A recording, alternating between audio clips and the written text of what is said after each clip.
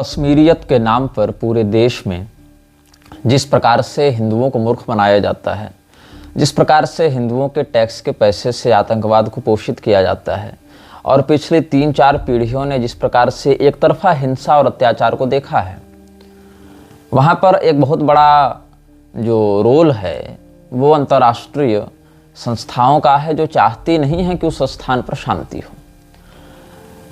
आप सोच कर देखें कि किसी भी क्षेत्र में जब अशांति होती है तो 2 तरीके से उससे निपटा जाता है। पहला समाधान यह है कि जिस समस्या या मांग को लेकर अशांति हुई है वह चीज़ उन्हें दे दी जाए। यदि वह न्याय संगत है तो वह चीज़ उन्हें दे दी जाए। मान लीजिए कहीं पर कोई समस्या है, किसी चीज़ के लिए जनता मांग कर रही है और उस मांग को पूरा न होने की स्थिति में अशांति हो रही है, तो आप उस मांग को पूरा कर दें। दूसरा, यदि वह मांग न्यायोचित नहीं है, प्रासंगिक नहीं है, तो दमन चक्र के माध्यम से विद्रोहियों को कुचल दें। 2 बातें होते हैं, या तो आप शांतिपूर्वक उनकी मांग को पूरा करेंगे या दमन चक्र से उनका निग्रह करेंगे। लेकिन कश्मीर की स्थिति में दोनों ही बातें नहीं हैं, क्योंकि कश्मीर के लोग कह रहे हैं कि हमको आज़ादी दो। किससे आज़ादी दो? अवश्य ही भारत से, क्योंकि ये जो आज़ादी की बात है ये जिन क्षेत्रों में उठती है वो पाकिस्तान के द्वारा तो संचालित है नहीं, नियंत्रित है नहीं, बल्कि जो क्षेत्र एलओसी के पार पीओके माना जाता है उन क्षेत्रों में तो ऐसी बातें देखने को नहीं मिल रही हैं। तो अगर आज़ादी इनको चाहिए तो भारत से चाहिए। उसके बाद क्या एक स्वतंत्र राष्ट्र के रूप में उभरेंगे या पाकिस्तान से मिलेंगे या चीन के कब्जे में चले जाएंगे? इनका भविष्य क्या है ये सभी जानते हैं। लेकिन इन सभी मांगों के पीछे, आंदोलनों के पीछे, जिसमें एक बहुत बड़े आतंकवादी संगठन का भी नाम प्रासंगिक है जिसको कहते हैं Jammu Kashmir liberation force, JKLF। तो JKLF जैसी संस्थाएं जो प्रारंभ से इस विषय को उठा रही हैं वो कभी ये सामने नहीं लेकर आती कि हम ही वो संस्थाएं हैं जिन्होंने कश्मीरियत की हत्या की। कश्मीर में क्या इस्लाम उत्पन्न हुआ? नहीं हुआ। क्या कश्मीर इस्लाम की जन्मभूमि है? नहीं है। क्या कश्मीर में इस्लाम से पहले कोई आबादी नहीं थी, कोई समुदाय नहीं था? बिल्कुल था। कश्मीर की जो सत्ता है, जो कश्मीरी डोगरा राजाओं के पास थी, क्या वो इस्लाम को अपनाने वाले थे? नहीं थे।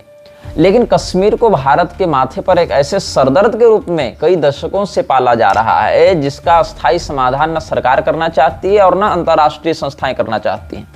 क्यों? क्योंकि इस समस्या के बने रहने से नेताओं को भी लाभ है, वहाँ के रहने वाले लोगों को भी लाभ है। एक बहुत बड़ी इकोनॉमिक फंडिंग कश्मीर के नाम पर होती है और अगर कश्मीर की समस्या सुलझ जाए तो वो इकोनॉमिक फंडिंग बंद हो जाएगी, चाहे वो पॉलिटिकल फंडिंग हो, चाहे वो टेरर फंडिंग हो। हर वर्ग का अपना एक हित है कश्मीर से जो आर्थिक रूप से जुड़ा हुआ है, जिसमें मुख्यतया हिंदू ही पिसता रहता है। लेकिन कभी भी हिंदू को अगर आप विक्टिम दिखाएंगे तो मानवाधिकार या ऐसी कोई संस्था एक्टिव नहीं होगी। वहां पर एक्टिव कब होगी? जब सैन्य दमन चक्र अगर कहीं करने का प्रयास किया जाए तो वहां कश्मीरियों पर अत्याचार हो रहा है, कश्मीरियों के मानवाधिकार का हनन हो रहा है, ऐसा कह के फौज को ही बदनाम किया जाएगा और कहीं ना कहीं सेना के बहाने भारतीय हिंदुओं पर भी आघात किया जाता है।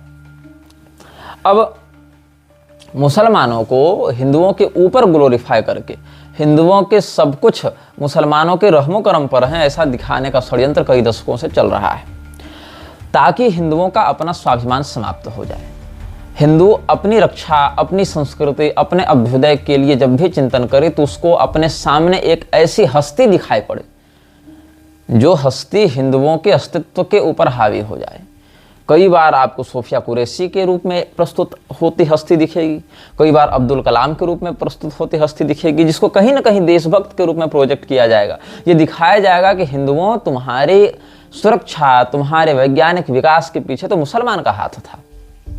ये प्रोजेक्ट किया जाएगा ताकि हिंदू कहीं ना कहीं अपने उन्नति या अपनी सुरक्षा के पीछे अपने गौरव और कर्तव्य को नहीं अपितु किसी मुसलमान को उत्तरदायी मानकर उसके प्रति सहानुभूति व्यक्त करने लगे। खैर, एक उदाहरण मैं देना चाहूंगा अमरनाथ यात्रा का। अब हिंदू क्या है, अपने बच्चे के आधुनिक शिक्षा के ऊपर तो बहुत ज़्यादा इन्वेस्टमेंट करेगा, लेकिन उसकी सांस्कृतिक शिक्षा अथवा उसके सुरक्षा पर इन्वेस्टमेंट नहीं करता है। आपको यदि इसको थोड़ा सा परखना है, समझना है, तो आप अपने गली मोहल्ले क्षेत्र में एक सर्वे करें, लोकल सर्वे करें। उस सर्वे में आप एक बनाए रिकॉर्ड, एक डाटा बनाएं जिसमें आपको यह पता हो कि आपका पड़ोसी या आपके मोहल्ले वाले या आपके गांव वाले अपने बच्चों की सुरक्षा पर क्या खर्च कर रहे हैं और उसकी शिक्षा पर क्या खर्च कर रहे हैं, उसको फिजिकली क्या ट्रेन कर रहे हैं, उसको मेंटली कितना प्रिपेयर कर रहे हैं, उसके जीवन का लक्ष्य क्या है। सर्वाइवल के दृष्टिकोण से, अस्तित्व के संरक्षण के दृष्टिकोण से उसकी रणनीति क्या है, उसकी योजना क्या है।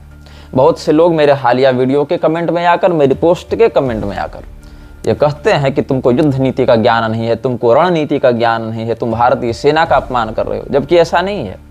भारतीय सेना की कार्यप्रणाली, भारतीय रणनीति, कूटनीति के विषय में जितना गहन अध्ययन और जितना समय देकर चिंतन, सोशल मीडिया पर नहीं अपितु ऑथेंटिक रिसर्च पेपर्स पर जितना हम समय देते हैं, उसका दशांश भी वो कमेंटर्स नहीं देते हैं।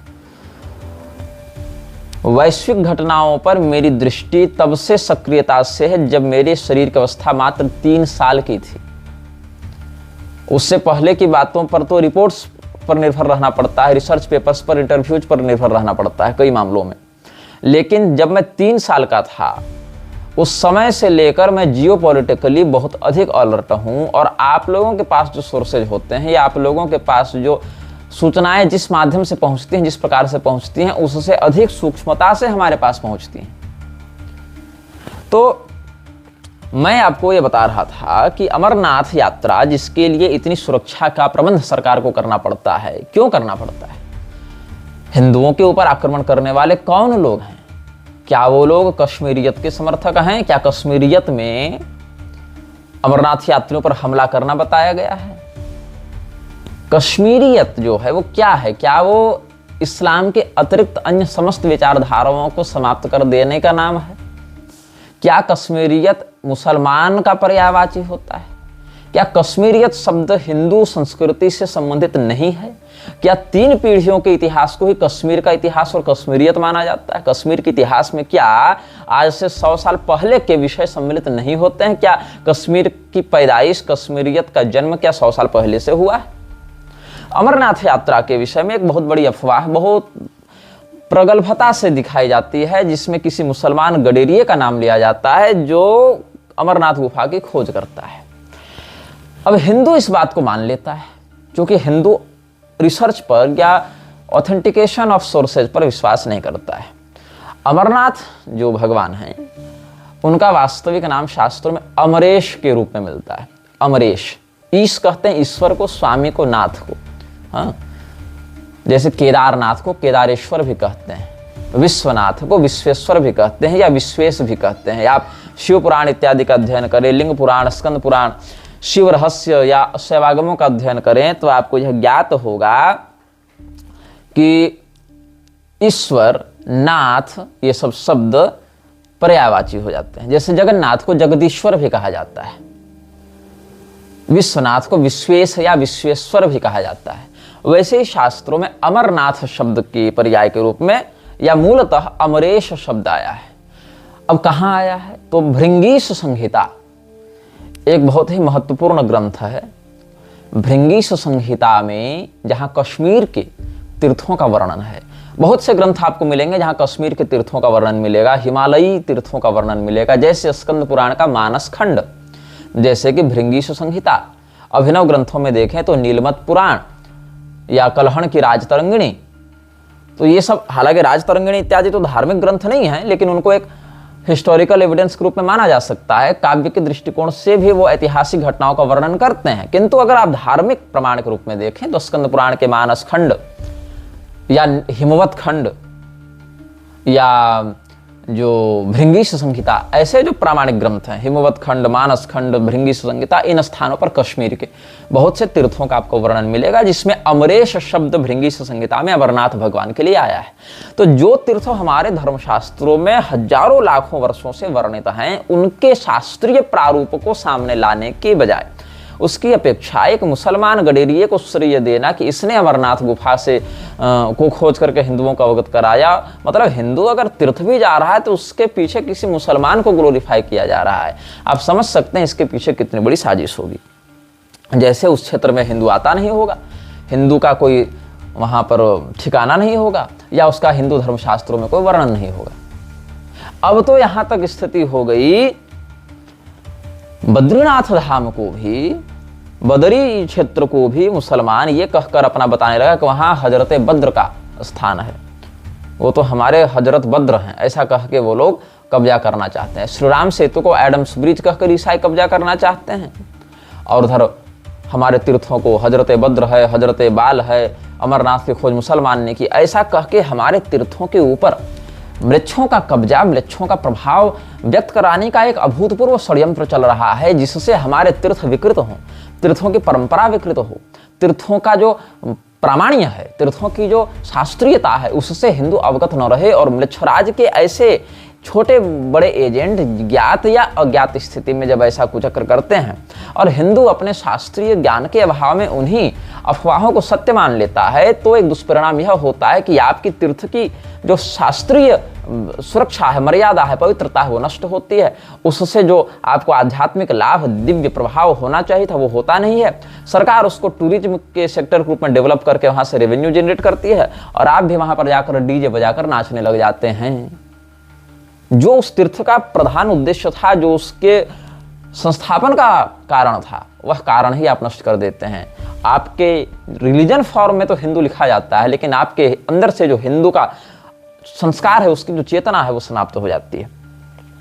जाति जनगणना जब हो रही है, जाति जनगणना की जो बातें हो रही हैं, बहुत सी जातियां ऐसी हैं जो स्वयं को हिंदू में भी गिनती हैं, मुसलमान में भी गिनती हैं।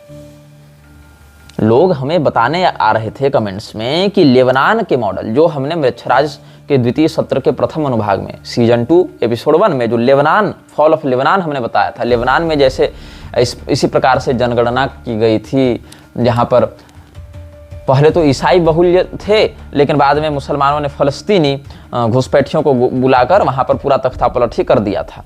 तो मैं आपको ये स्पष्ट कर दूं कि लेबनान में जहां पर Maronite Christians, Greek Orthodox Christians, सुन्नी मुसलमान, शिया मुसलमान और ज्यूस थे, जिसमें एक छोटा दल द्रुज का भी था। द्रुज और यहूदी पहले मूलतः एक ही थे, बाद में कुछ उनमें अंतर हो गया। हालांकि द्रुज अब स्वयं को गैर यहूदी ही मानते हैं, लेकिन इनिशियली दोनों एक ही लाइनेज से बिलोंग करते हैं।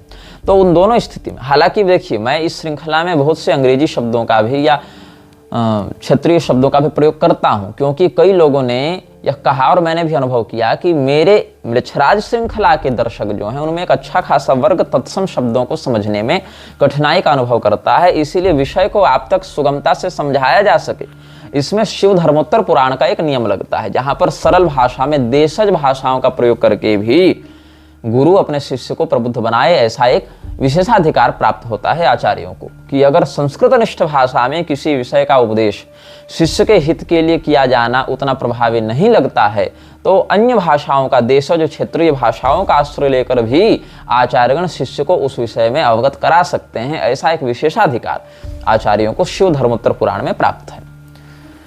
तो कुछ लोग कह रहे थे कि आप मृक्षराज के विरुद्ध वीडियो बना रहे हैं और मृक्ष भाषा के शब्दों का प्रयोग भी करते हैं, तो ये उचित है कि अनुचित है? तो मैंने आपको इसके विषय में अवगत करा दिया। तो मैं ये कह रहा था कि कुछ लोग मुझे ये समझा रहे थे कि ये लेबनान मॉडल पर नहीं, अपितु ईरानी मॉडल पर काम कर रहा है। यद्यपि मैं उन लोगों को, उन भले मनुष्यों को, उन भोले भाले लोगों को ये बता दूं कि लेबनान के मॉडल में और ईरान के मॉडल में एक चीज कॉमन है कि दोनों इस्लामी देश हैं, और जब Lebanon full course Islamic country नहीं भी बना था, तब भी वो कोई सनातनी राष्ट्र नहीं था, ईसाई था, तो म्लेच्छ ही माना जाएगा, म्लेच्छ ही माना जाएगा। उसको आप सनातन धर्म के सापेक्ष नहीं देख सकते हैं। सनातन धर्म के दृष्टिकोण से अगर हम लेबनान या ईरान का उदाहरण लेते हैं, तो हमारा जो दूरदर्शी भविष्य है वही संकट में पड़ जाता है। पुनश्च मैं आपको इसके लिए आश्वस्त कर दूं, फिर से बता दूं, जिसकी जितनी संख्या भारी उसकी उतनी हिस्सेदारी, इस प्रकार के नारे ईरानी मॉडल के नहीं, अपितु लेबनानी मॉडल के हैं। और आपका वर्तमान में तरीका चाहे जो हो, उद्देश्य चाहे जो हो, लेकिन अंततः जाति विद्वेष को बढ़ाकर, जाति नरसंहार करवाकर, जाति विशेष के माध्यम से छल कपट पूर्ण सत्ता परिवर्तन करवाकर आप अंततः एक बड़े गृह युद्ध की ओर ही देश को ढकेलेंगे, जिसमें इस देश की न्यायपालिका, कार्यपालिका, विधायिका और इनके अंधे बहरे समर्थक ही उत्तरदायी होंगे। तो बहुत सी ऐसी जातियां जिसमें प्रधानता है जाटों की। अभी कोई पुस्तक मेरे संज्ञान में आई थी जिसमें कोई लेखक लिख रहा था, जो कि अवश्य ही ऐसी किसी देशद्रोही संस्था के द्वारा पोषित है। वो लिख रहा है जाट हिंदू नहीं होते, जाट एक अलग जाति है जिसमें उसका एक स्वतंत्र अस्तित्व है, जाट आर नॉट हिंदूज। ऐसे ही एक पुस्तक मुझे 2 साल पहले पढ़ने को मिली थी जिसमें कोई व्यक्ति लिखा था क्षत्रिय हिंदू नहीं होते। मतलब इन लोगों ने क्या किया है, वरना आप जो कहते हैं ना कि जाति मिटा दो सब हिंदू बन जाओ, जातिगत संरचना के माध्यम से अब स्वयं को डिनाई किया जा रहा है कि हम हिंदू नहीं हैं, हम हिंदू नहीं हैं। जाति पकड़कर स्वयं को हिंदू होने से नकारा जा रहा है। जाट हिंदू नहीं है तो क्षत्रिय हिंदू नहीं है, ऐसा कह कर प्रसारित किया जा रहा है। तो क्या है भाई, तो नहीं तो मुसलमानों में भी मुस्लिम राजपूत होते हैं, मुस्लिम जाट होते हैं। अरे भाई वो मुस्लिम जाट मुस्लिम राजपूत जो कह रहे हैं स्वयं को, वो कैसे मुस्लिम बने? क्या अरब से उठकर आए, मंगोलिया से उठकर आए, तुर्की से उठकर आए?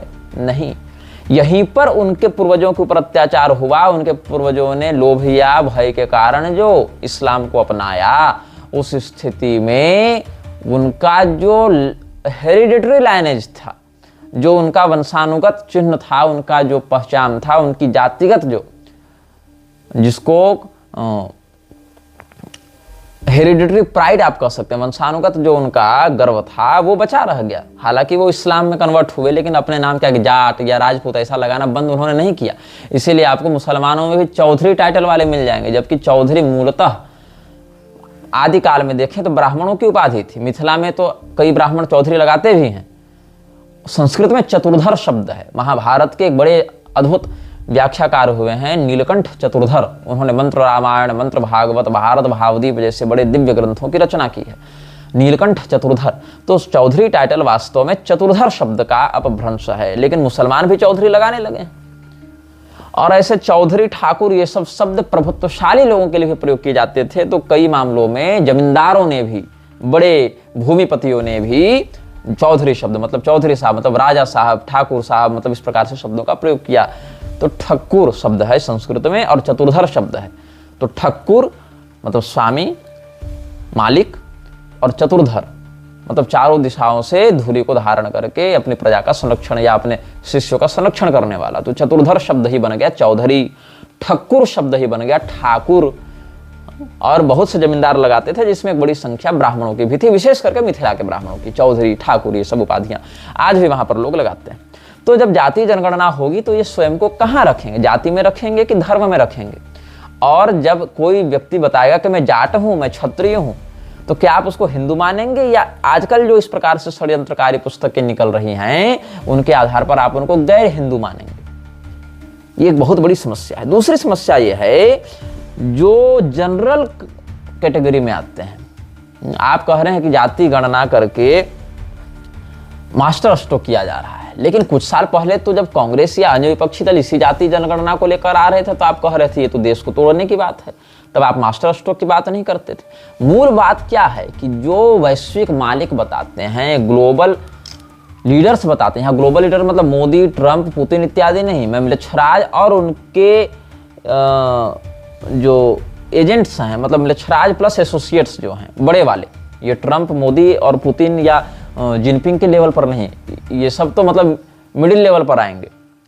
टॉप टीयर की जो बात है वो जिस प्रकार का अध्यादेश अपने हाई ऑर्डर से जारी करेंगे उसी को ये मानेंगे, चाहे सरकार कांग्रेस की हो, चाहे सरकार बीजेपी की हो, चाहे डेमोक्रेट्स हो, चाहे रिपब्लिकन्स हो। जो हाई ऑर्डर ने पास किया उसी को एग्जीक्यूट किया जाएगा। और अगर आप नहीं करते हैं ऐसा काम तो चाहे आप इंदिरा गांधी हो, चाहे आप राजीव गांधी हो, चाहे आप कैनेडी हो, आप एसेसिनेट किए जाएंगे। चाहे आप शिंजो अबे हो, आप एसेसिनेट किए जाएंगे यदि आप हाई ऑर्डर की बात से सहमत नहीं होते हैं। इससे फर्क नहीं पड़ता कि आप पक्ष में हैं कि विपक्ष में हैं कि किस पार्टी के हैं। वो जो एक गाइडलाइन, एक यार्डस्टिक बना दी गई, यदि आप उसके तहत काम नहीं करते हैं तो आप मार दिए जाएंगे। सीधी बात, आप होंगे अपने यहाँ राष्ट्रपति और प्रधानमंत्री और सेनाध्यक्ष, उससे मतलब नहीं है। आप उस बात को, उस रेगुलेशन को, उस मैसोनिक आइडिया को अगर आप लागू नहीं करते हैं, जैसा कि भारत में तो राष्ट्रपति के पद पर भी फ्रीमेसनरीज रह चुके हैं ना, आज भी बड़े बड़े पदों पर हैं, न्यायपालिका पर हैं, राष्ट्रपति के पद पर हैं, बहुत जगहों पर हैं, धर्मगुरुओं के वेश में हैं, जजों के वेश में हैं, नेताओं के वेश में हैं, सेनाध्यक्ष, राष्ट्राध्यक्ष इत्यादि के वेशों में घूमते हैं फ्रीमेसनरीज। तो जब ये इस प्रकार से घूमते हैं और कई बार तो अपनी पहचान को सार्वजनिक करके भी अपना कार्य करने लग जाते हैं, उस स्थिति में आप ये समझ लीजिए कि यदि आप उस गाइडलाइन के विरुद्ध जाते हैं, उस एजेंडा के विरुद्ध जाते हैं, तो आप सीधे सीधे मार दिए जाएंगे, असैसिनेट कर दिए जाएंगे, चाहे आप अपने देश और अपने जुरिस्डिक्शन में कितनी भी बड़ी हस्ती क्यों ना हो। तो जो लोग ये कह रहे थे कि लेबनान की जनगणना अलग हुई, ईरान की अलग हुई, वो समझ लें कि मॉडल चाहे जो भी हो, लेकिन परिणाम इसी दिशा की ओर जाएगा, और जिसकी जितनी संख्या भारी उसकी उतनी हिस्सेदारी, ये कहकर आप कतई ये नहीं मान सकते कि इसका दुष्परिणाम नहीं होगा, क्योंकि अब आप लेबनानी मॉडल और उसी परिणाम की ओर बढ़ रहे हैं। और अंततः क्या होगा, जाट हिंदू नहीं है, क्षत्रिय हिंदू नहीं है, शूद्र हिंदू नहीं है, ऐसा कहकर, क्योंकि एक नया शब्द लेकर आए ना, ब्राह्मणवाद, तो बाकी कैटेगरीज के पास जो काल्पनिक संविधान ने बना रखी हैं, उनके पास तो अपना अपना सर्टिफिकेट है कि मेरे पास से सर्टिफिकेट है। आपके पास क्या है ये बताने के लिए कि आप किस जाति के हैं? आपके पास जाति प्रमाण पत्र है क्या? और वो जाति प्रमाण पत्र अगर है तो क्या उसमें आपको किसी जाति विशेष के आरक्षित सरनेम के आधार पर जाति माना गया है, कि आजीविका के आधार पर माना गया है, कि कैसे माना गया है? क्योंकि शर्मा टाइटल जो है वो शास्त्र में ब्राह्मणों के लिए है, लेकिन मेरी जानकारी में तो शर्मा टाइटल ब्राह्मण भी लगा रहे हैं, अब शर्मा टाइटल बढ़ई भी लगा रहे हैं, शर्मा टाइटल लोहार भी लगा रहे हैं, और कई स्थानों पर तो नाई भी लगा रहे हैं। अब नाई, बढ़ई, लोहार जैसे तो रिजर्व कैटेगरी में आएंगे, लेकिन ब्राह्मण नहीं आएगा। तो शर्मा टाइटल जो आपका है, वो शर्मा टाइटल ये बता रहा है कि आप ब्राह्मण है कि नाई है, कि आपकी आजीविका बता रही है कि आप ब्राह्मण है कि नाई है, कि कैसे पता चल रहा है? तो ब्राह्मणों के पास या क्षत्रियों के पास या कायस्थों के पास जो जाति प्रमाण पत्र है, क्या वो है? आप कैसे सिद्ध करेंगे आप किस जाति के हैं? यदि सरकार आज डिनाई कर दे, जैसे कि सरकार कई बार अपने ही बात से पलट जाती है, कोर्ट्स अपने फैसले को पलट देते हैं, तो अगर वो डिनाई कर दे कि नहीं, हम आपको नहीं मानते, शर्मा टाइटल मान हो जाने मात्र से हम आपको ब्राह्मण नहीं मानेंगे, क्योंकि ये तो और भी जातियां लगा रही हैं, आपके पास क्या प्रमाण है कि आप यही वाले ब्राह्मण हैं?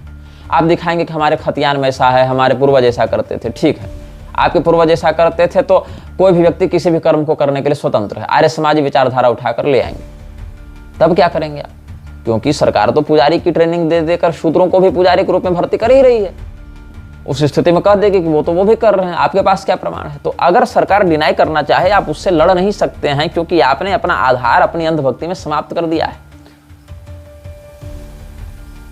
अब भारत में जो है, जितने अधिक संहार, जितने अधिक हत्याएं धर्म के नाम पर नहीं हुई हैं, उससे अधिक जातीय विद्वेष के कारण हुई हैं। कैसे हुई हैं?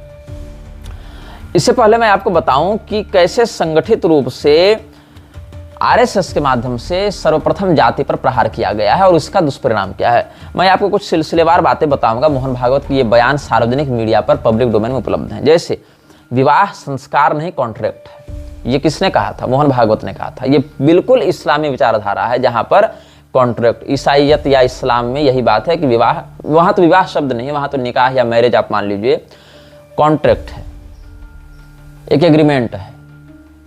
मोहन भागवत जैसे लोग सनातन धर्म के विवाह की परंपरा को विकृत करने के लिए इसको कॉन्ट्रैक्ट बना रहे हैं। जब मन करे कॉन्ट्रैक्ट जोड़ लो, मन करे तोड़ दो। इससे क्या होता है? पूरा का पूरा एक परिवार ही समाप्त होता है, ध्वस्त होता है। मेरा खून तो इतना खौलता है कि ऐसे ऐसे लोग धरती के बोझ बनकर सनातन धर्म की कुव्याख्या करके भी स्वयं को हिंदुओं का नेता बताते हैं। और दुर्भाग्य है हिंदुओं का कि अपने इतने स्पष्ट अधर्म को भी देखकर इनकी आंखें नहीं खुलती हैं। मेरा खून खौलता है ऐसे हिंदुओं की मूर्खता पर, ऐसे हिंदुओं के अंधे मतलब विवेकहीन व्यक्तित्व पर, जो सनातन धर्म के 16 संस्कार शब्द मात्र से भी 16 संस्कार के रूप में प्रचलित हैं। ये लोग कहते हैं ये संस्कार नहीं कॉन्ट्रैक्ट है, ताकि हिंदुओं के अंदर से पूरा का पूरा एक जो सनातनी तत्व है उसको हटाकर उनके अंदर पूरा इस्लाम और ईसाइयत का भाव भर दिया जाए। क्या होगा इससे? इससे वर्ण संकर संतानें उत्पन्न होंगी। और इस देश की निर्लज्ज न्यायपालिका ये कहती है कि ठीक है, आपकी पत्नी किसी और से बेटा पैदा करके आई है, लेकिन आप उसका डीएनए टेस्ट नहीं करा सकते क्योंकि बच्चा ट्रोमा में चला जाएगा, भरण पोषण आप ही को करना है। क्यों भाई? ये वही व्यक्ति कर सकता है, मुझे पूरा विश्वास है, जो स्वयं दूसरे की पत्नियों से अवैध संबंध रखता होगा, जो स्वयं वेश्यागामी है, लेकिन उसकी निर्लज्जता देखो कि वो चाहता है कि वो मैं केवल स्त्री का सुख लेता रहूं, लेकिन उसके बच्चे का भरण पोषण ना करूं, वो उसी के पास जाए जिससे विवाह किया है। अवश्य ही उस कथित व्यभिचारी ने अपने जीवन में ऐसी चरित्रहीनता को देखा होगा, अनुभव किया होगा। तो पहले क्या कहा गया कि विवाह कॉन्ट्रैक्ट है, संस्कार नहीं है। मतलब आज इससे मन किया तो कॉन्ट्रैक्ट जोड़ लो, इससे मन किया तोड़ लो, इससे मन किया जोड़ लो, तो पूरा का पूरा एक जो पारिवारिक हमारा एक आधार था उसको हटाकर आपने एक स्वेच्छापूर्ण वेश्यालय में परिवर्तित कर दिया, स्वैच्छिक वेश्यालय में परिवर्तित कर दिया। बच्चे को ट्रॉमा हो जाएगा डीएनए टेस्ट करने से, वाह, उस महिला को कोई ट्रॉमा नहीं हो रहा है जगह जगह जाकर व्यभिचार करने में, जो व्यभिचार कर रहा है उस पुरुष को ट्रॉमा नहीं हो रहा, उस बच्चे का पालन पोषण करने में इस व्यक्ति को ट्रॉमा नहीं हो रहा है कि मेरी पत्नी दूसरे से व्यभिचार करके आई है, उसका बच्चा प्रूव्ड है कि हाँ ये मेरा बच्चा नहीं है, लेकिन फिर भी हम डीएनए टेस्ट नहीं करवा सकते और उसका भरण पोषण करने के लिए बाध्य हैं, क्योंकि किसी व्यभिचारी जज ने कहीं बैठकर काला कोट पहनकर अपने आप को सबका बाप मानकर ऑडिन ऑल फादर बताकर हम ऑडिन सबके पिता ये फैसला देते हैं कर दिया। ये इस देश की सड़ी हुई व्यवस्था का एक नंगा सत्य है। फिर क्या है, धर्मशास्त्रों की दोबारा समीक्षा होनी चाहिए, क्योंकि मोहन भागवत ने कहा था क्योंकि धर्मशास्त्रों को हिंदू पढ़ेगा तो धर्मशास्त्र तो कहेंगे कि व्यभिचार गलत है। अब जज साहब को करनी है वेश्यावृत्ति, करवानी है वेश्यावृत्ति। मोहन भागवत और उसके जैसे चरित्र जिनका संदिग्ध है, जो इस प्रकार से समलैंगिकता को बढ़ावा देते हैं, व्यभिचार को बढ़ावा देते हैं, उनको तो धर्मशास्त्र से पकड़ लेगा हिंदू की ये गलत है। तो क्या करेंगे, धर्मशास्त्रों को ही बदल दो, धर्मशास्त्रों को ही बदल दो। धर्मशास्त्र कहते हैं कि गो हत्या मना है, गो हत्या मत करो, गोमांस मत खाओ। अब मोहन भागवत को चाहिए कि बगल में कोई बीफ खा रहा है, गोमांस खा रहा है, तो उसको भी सहन करो। तब तो कल का हिंदू कहेगा ना कि भाजपा बीफ कंपनियों से चंदा क्यों ले रही है, तो उसको विरोध का अवसर मिलेगा धर्मशास्त्रों के आधार पर। तो धर्मशास्त्रों को ही बदल दो। व्यभिचार के विरुद्ध कोई खड़ा ना हो सके, गो हत्या के विरुद्ध कोई खड़ा ना हो सके अपने धर्मशास्त्रों को प्रमाण के रूप में रखकर, इसलिए धर्मशास्त्रों को बदल देना चाहिए। यह किसने कहा, मोहन भागवत ने कहा। मोहन भागवत को हिंदू अपना सबसे बड़ा संरक्षक मानकर चल रहा है। वो अयोध्या में मंदिर नहीं स्मारक बनवाएंगे, ये किसका बयान था। सर्वधर्म संभाव का केंद्र बनाएंगे, किसका बयान था, भाजपाई और संघी नेताओं का ही बयान था। ब्राह्मणों को अपने पूर्वजों के पापों का प्रायश्चित करने का समय आ गया है, ये किसने कहा था, मोहन भागवत ने कहा था। तो आप समझ सकते हैं कि ब्राह्मणों के प्रति, ब्राह्मणों के द्वारा उपदिष्ट धर्मशास्त्रों के प्रति इसकी क्या निष्ठा होगी, क्या श्रद्धा होगी। हमारे देवताओं को, श्री रामचंद्र जी को इमाम हिंद बताने वाले संघ के प्रति आप कैसे यह विश्वास कर सकते हैं कि सनातन धर्म के लिए काम करेगा। जो संगठन हिंदू धर्मशास्त्रों को बदलने की बात करता है, जो संगठन आपकी बहू बेटी को वेश्या बनाने पर तुला हुआ है, जो संगठन सीधे सीधे धर्मशास्त्रों को बदलने की बात करता है, गोमांस खाने की वकालत करता है, कई बार भगवान श्री राम को इमाम बताता है, मुस्लिम राष्ट्रीय मंच बनाकर घूम रहा है, आप कितनी मूर्खतापूर्ण स्थिति में पहुंच गए होंगे जो ऐसे संगठन को आप हिंदुओं का संगठन मानकर घूम रहे हैं।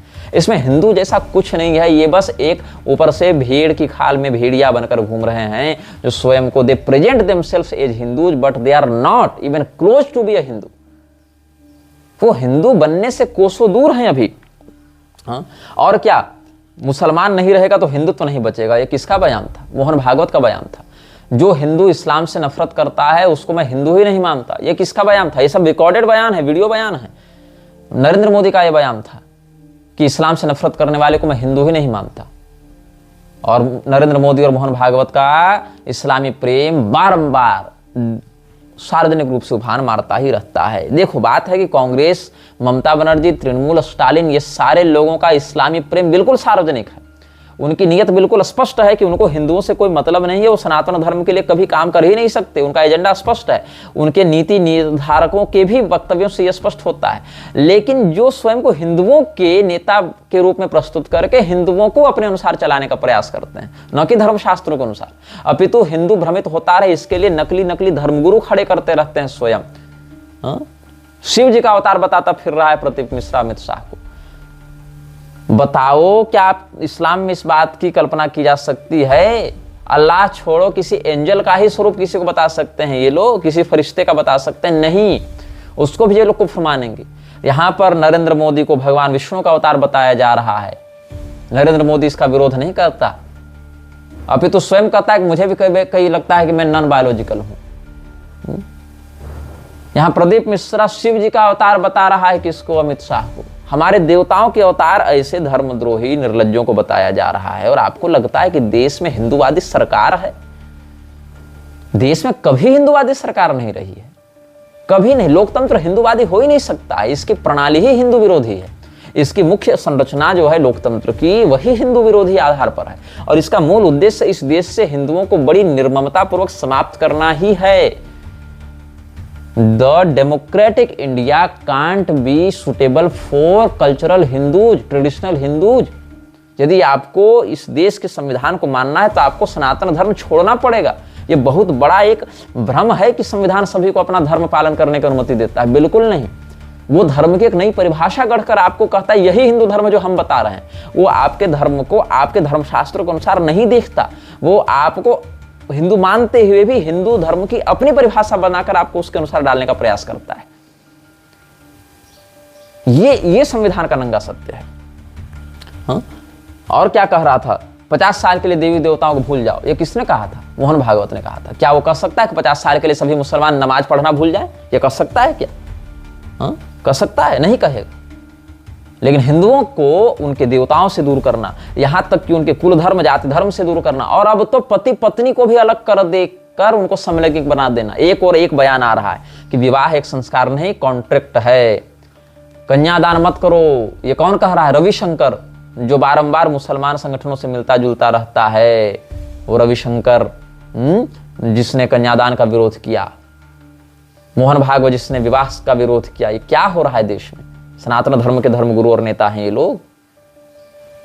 तो विवाह एक कॉन्ट्रैक्ट है, संस्कार नहीं। और दूसरी ओर क्या कहता है कि समलैंगिकता महाभारत काल में भी थी और इसकी स्वीकार्यता होनी चाहिए। आप कैसे बनाना चाह रहे हैं समाज को, कैसे आप किस मानसिकता से समाज को विकृत करना चाह रहे हैं, इसको थोड़ा सा भी अगर आप दिमाग लगाएंगे तो समझ जाएंगे। फिर क्या कहता है, जाति भगवान ने नहीं पंडितों ने बनाई है। हाँ? इस विषय पर हम पहले वक्तव्य दे ही चुके हैं। हर मस्जिद में शिवलिंग क्यों देखना, ज्ञानवापी पर हम दखल नहीं देंगे। हाँ? संघ कोई मंदिर आंदोलन नहीं करेगा। कौन कहा था? हम कहे थे, मोहन भागवत कहा था। हाँ? जाति प्रथा पुरानी सोच है, भूल जाओ। चलो हिंदू भूल गया, सरकार कह दी जाति बताओ, वो कहेगा हम हिंदू हैं, मान लेगी सरकार? ये हिंदुओं को पेंडुलम बनाकर रखे हुए हैं। हिंदू आरएसएस का भी गुलाम है, भाजपा का भी गुलाम है। भाजपा कहेगी जाति जनगणना करवाएंगे, आरएसएस कहेगा जाति भूल जाओ। हिंदू आपस में टकरा कर केवल इनके मनोरंजन का, जैसे सर्कस में तमाशा होता है ना, वैसे हिंदू इनके मनोरंजन का तमाशा ही बनकर रह गया है। अब देखो पहलगाम वाले विषय पर हम देखते हैं, उससे पहले के कुछ हम बात पर आएंगे। शुरू से हम आपको बात बताते जाते हैं। 2016 से हम अगर देखें, पिछले 9-10 सालों से देखें, 2016 से लेके 2025 अप्रैल तक, धर्म पूछकर मारा, जाति पूछकर नहीं मारा, ये नैरेटिव सेट किया गया। इसका अर्थ क्या है? जाति भूल जाओ। जहां जाति पूछकर मारी जा रही है वहां क्या करेंगे आप? जहां जाति पूछकर मारा गया लोगों को, और पहलगाम में तो 28 मरे, जहां 2800 लोगों को जाति पूछकर मार दिया गया, वहां पर आप क्या करेंगे? वहां ये कहेंगे कि जाति के कारण मारे गए इसलिए जाति छोड़ दो। वही लॉजिक अगर यहां लगा दें कि धर्म के कारण मारे गए इसलिए धर्म छोड़ दो, तब आपको वोट नहीं मिलेगा हिंदुओं का। तो जहां पर जाति पूछकर मारे गए वहां पर आप ये नहीं कहते कि जाति पूछकर मारा, धर्म पूछकर नहीं मारा इसलिए धर्म छोड़ दो। वहां कोई बोलने नहीं आता, क्योंकि ये पूरा का पूरा सिंडिकेट जो हाई ऑर्डर चलवा रहा है उसी पर चल रहा है, और हिंदू केवल उसका एक अघोषित गुलाम बनकर रह गया है। वो हाई ऑर्डर जो पास करता है वही सरकार लागू करती है। सरकार का आईटी सेल वैसे ही एजेंडा को चलाता है, और आईटी सेल के ऊपर अपने इंफॉर्मेशन के लिए आश्रित हिंदू अंधा बहरा बनकर उसी की जय जयकार करता रहता है। अभी आप देखो पूरे देश में 3 ही नाम चल रहे हैं, ओवैसी, आदिल और सोफिया। जो इस्लाम हिंदुओं के अस्तित्व पर संकट था, वही इस्लामी लोगों की प्रशंसा आज हिंदू ही कर रहा है कि नहीं कर रहा है। अब आप कहेंगे सोफिया कुरैशी फौज की है, फौज में कोई हिंदू मुसलमान नहीं होता। इस झूठ की भी पोल खोलूंगा मैं। फौज में हिंदू और मुसलमान बहुत अधिक होता है, बहुत अधिक होता है फौज में हिंदू और मुसलमान। जो लोग कहते हैं ना कि फौजी फौजी होता है, वो हिंदू मुसलमान नहीं होता, वो मूर्ख केवल एक सिचुएशन की कल्पना करें कि आज जितनी संख्या भारतीय सेना में हिंदुओं की है और जितनी मुसलमानों की, बस बदल दें। हिंदुओं के स्थान पर मुसलमानों को रख दें और मुसलमानों के स्थान पर हिंदुओं को रख दें। 2 सेकंड में आपको औकात समझ में आ जाएगी कि फौज में हिंदू और मुसलमान होता है कि नहीं होता है। मान लो कि फौज में 100 हिंदू हैं और 10 मुसलमान हैं, उसको बदल दो, 100 मुसलमान कर दो, 10 हिंदू कर दो। तुरंत 2 सेकंड नहीं लगेगा आपको आपकी इस मूर्खतापूर्ण थ्योरी की औकात पता चलने में। ये जितने रेजिमेंट्स भी वार क्राई करते घूम रहे हैं ना भारतीय सेना के कि जय श्री राम और जय माँ काली आयो गोरखाली और जो राजा रामचंद्र की जय, ये सब जो वार क्राई हैं अलग अलग रेजिमेंट्स के, उनको बस अल्लाह अकबर से आप रिप्लेस कर दें, तुरंत आपको पता चल जाएगा कि क्या हो रहा है। मैं भारतीय सेना के ऊपर विश्वास करता हूं, ठीक है, आप देश के लिए लड़ रहे हैं, देश के लिए वीरगति को प्राप्त हो रहे हैं, ठीक है, लेकिन वो क्यों? क्योंकि मेरा जो अनुसंधान है, मेरा जो अनुभव, वो ये कहता है कि चूंकि आपके संख्या में हिंदुओं की संख्या अधिक है, इसीलिए भी ऐसा हो रहा है। जिस दिन मुसलमानों की संख्या अधिक होगी उस दिन पाकिस्तानी फौज में, बांग्लादेशी फौज में और कथित रूप से इंडियन आर्मी में अंतर नहीं रहेगा। ये मेरा निजी अनुभव, निजी रिसर्च कहता है। आप इससे असहमत होने के लिए स्वतंत्र हैं, लेकिन जो मेरी आंखें देख रही हैं, चमड़े की भी और दिमाग की भी, उसको मैं इसलिए डिनाई नहीं कर सकता क्योंकि आपके सेंटिमेंट्स हट हो जा रहे हैं, आपकी भावनाएं हट हो जा रही हैं।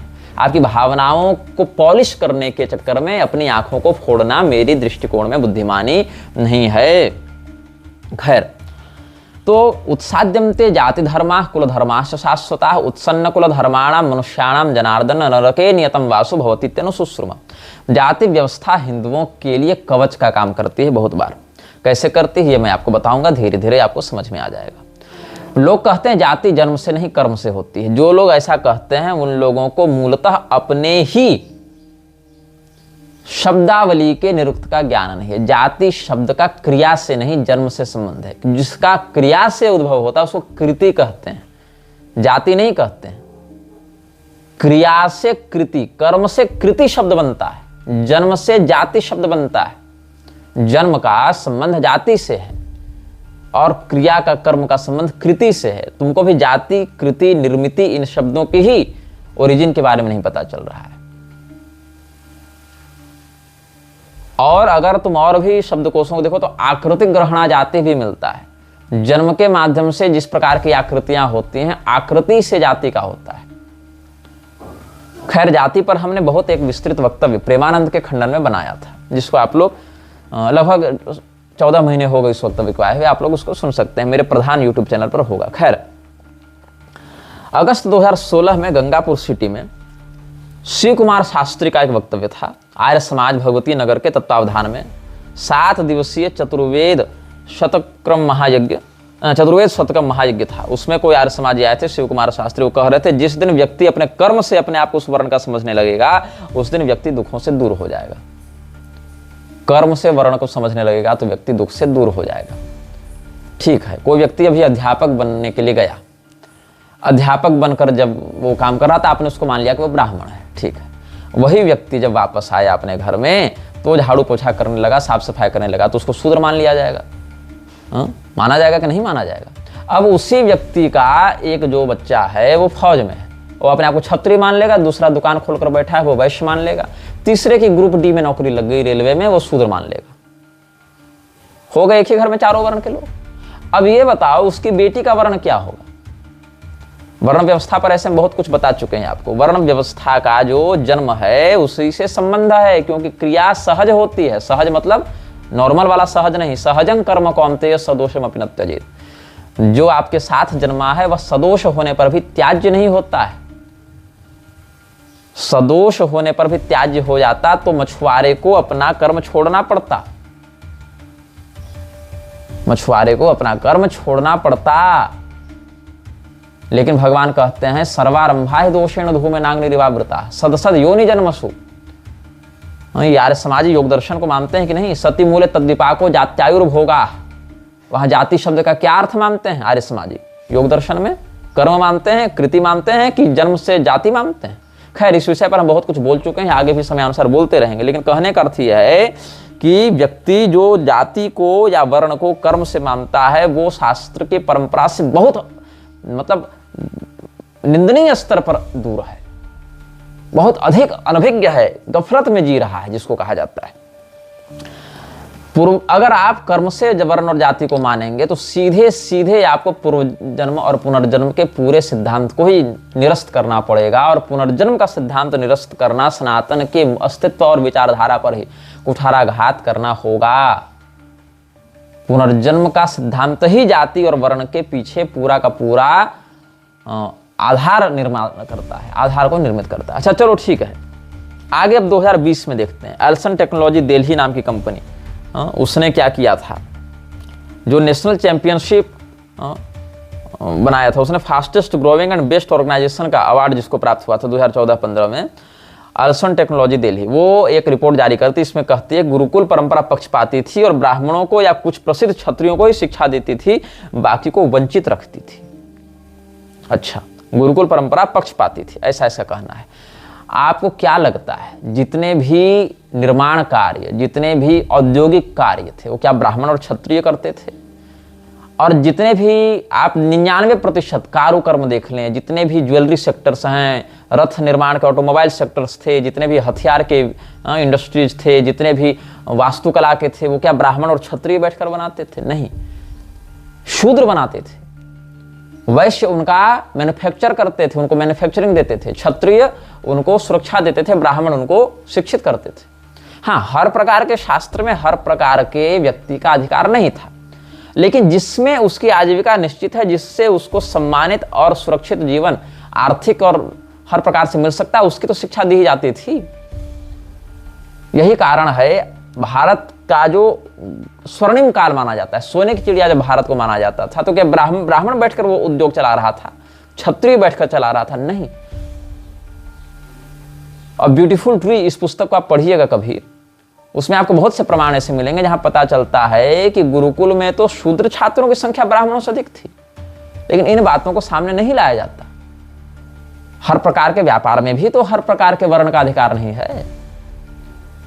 ब्राह्मण ने स्वयं को ही शासक क्यों घोषित नहीं कर दिया कि हम ही राज्यासीन होंगे? क्यों नहीं कर दिया? क्षत्रियों को ही शासक के रूप में क्यों चुना गया? हाँ, क्षत्रिय के अयोग्य होने के अभाव में आपाततः ब्राह्मण शासन का अधिग्रहण कर लेता है वैकल्पिक रूप से, ये ठीक है, लेकिन मुख्य जो है शासन कर्म वो क्षत्रियों का क्यों है? ब्राह्मण ही खुद को बना देता ना, अगर पक्षपाती होता तो। उससे तो शैक्षणिक और शासकीय दोनों सत्ता उसके हाथ में आ जाती, लेकिन नहीं।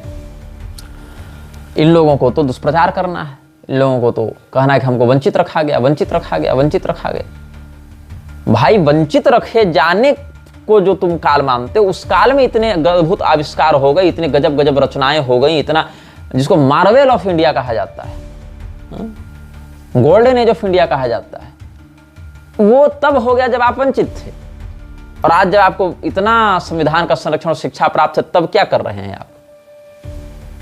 तब क्या प्रोडक्टिविटी आपकी देखने को मिल रही है?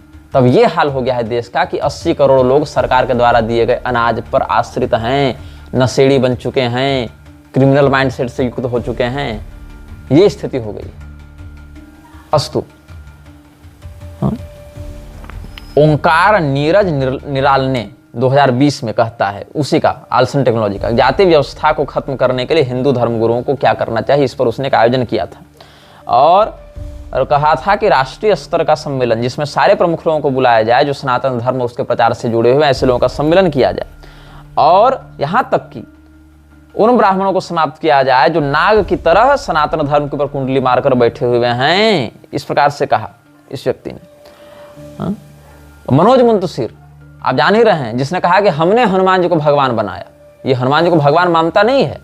क्या कहना है कि हमने हनुमान जी को भगवान बनाया? किसका बयान था? मनोज मुंतशिर का वक्तव्य था।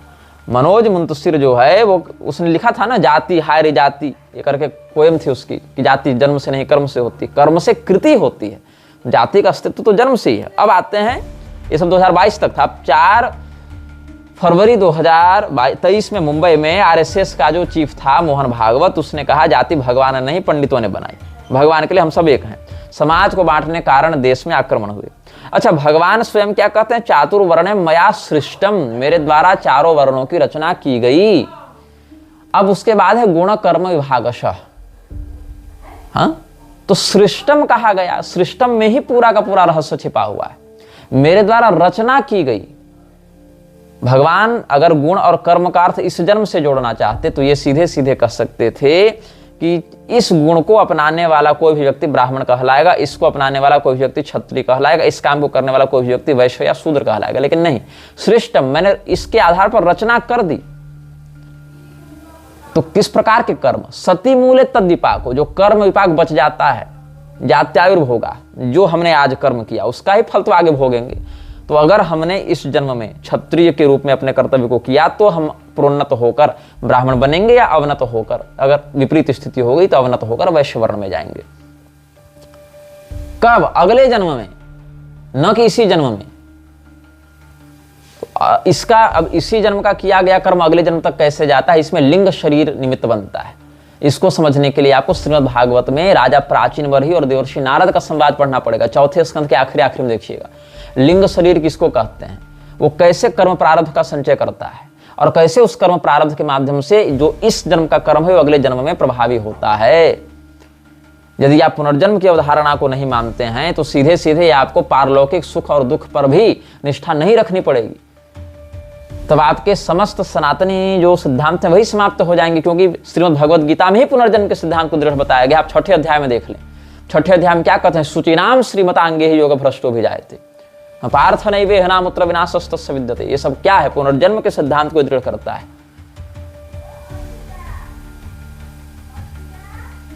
एतद् ही दुर्लभतरम लोके जन्म यदि दृश्यम। ये पुनर्जन्म के सिद्धांत को गीता का 6ठा अध्याय दृढ़ करता है, और पुनर्जन्म के सिद्धांत की दृढ़ता ही वर्णाश्रम के जन्मना स्थिति की दृढ़ता को व्यक्त करता है।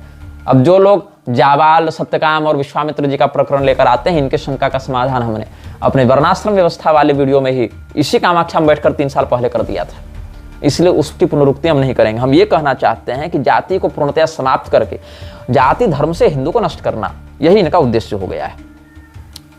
अब क्या हुआ,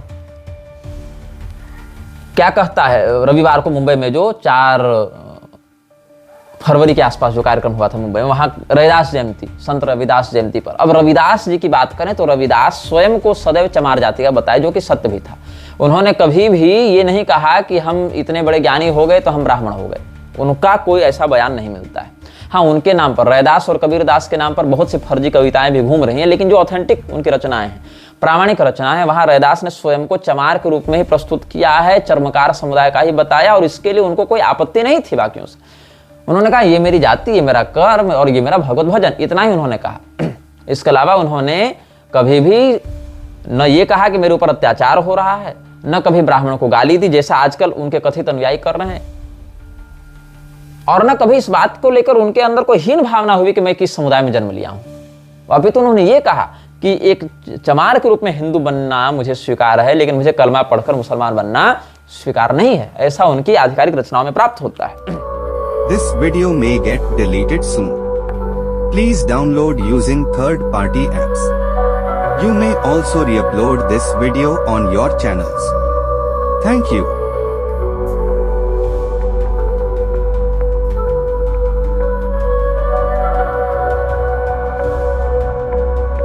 यह वीडियो जल्द ही हटा दिया जा सकता है। कृपया थर्ड पार्टी ऐप्स का उपयोग करके डाउनलोड करें। आप इस वीडियो को अपने चैनल पर फिर से अपलोड भी कर सकते हैं।